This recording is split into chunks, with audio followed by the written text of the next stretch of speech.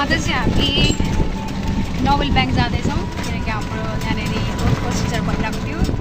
So yesterday I finally got my EIP and for that we are going Nobel Bank. My mom is here. We are in safari, enjoying the moment. It's too hot.